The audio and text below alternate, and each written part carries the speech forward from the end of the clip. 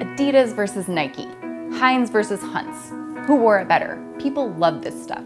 Watch this video to learn how to write a comparison blog.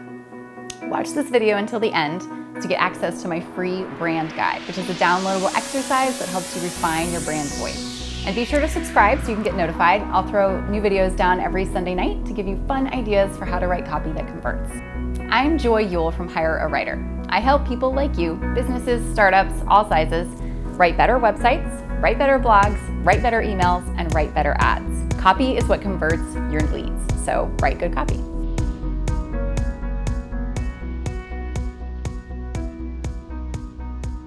So let's talk about classic sales techniques. If you're going to write a great comparison blog, you can use a very classic sales technique, and it is to take 3 products and compare them to one another. The middle product is going to be yours. It's going to be the product that you want to sell. So say you have a challenge and you want to sell a device that costs $899. How you're going to sell that is you're going to set it up against 2 other things. One thing is going to cost more, about say $1,200, right? It's going to have similar functions and features, it's just going to be more expensive. Then you're going to set it against another product that costs say $299. Different price point, similar functions and features. This is a very common sales technique that you will see when you walk into any store. Essentially, the product that they want you to buy is going to be the one that goes down the middle of the road. Because as consumers, we are conditioned to want to pursue something that gives us the best value at the best price.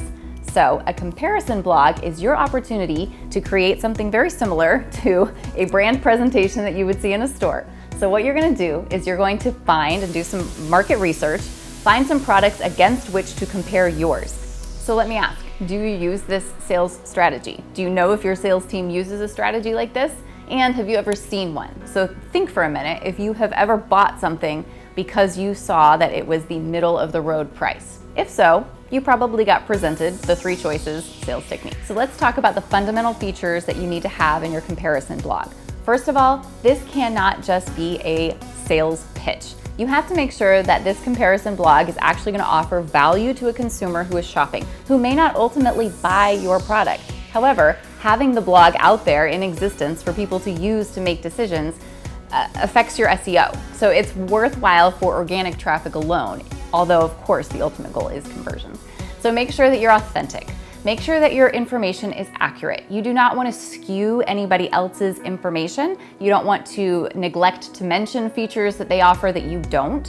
You don't want to just overtly say, our product is the best out of every product out there in the entire universe. Because the reality is, whether or not anyone's told you, you are not the only product of your kind, and you are not the only one that people are going to buy. So not every customer is your customer. So be authentic, make sure the facts are real, and don't make the decision for the consumer. So you have to be careful because people are very skeptical of you saying at the very end of it, this URL that I have visited is recommending to me the product that they offer, right? So you have to be a little bit careful with how you close up your CTAs and how you fold everything up.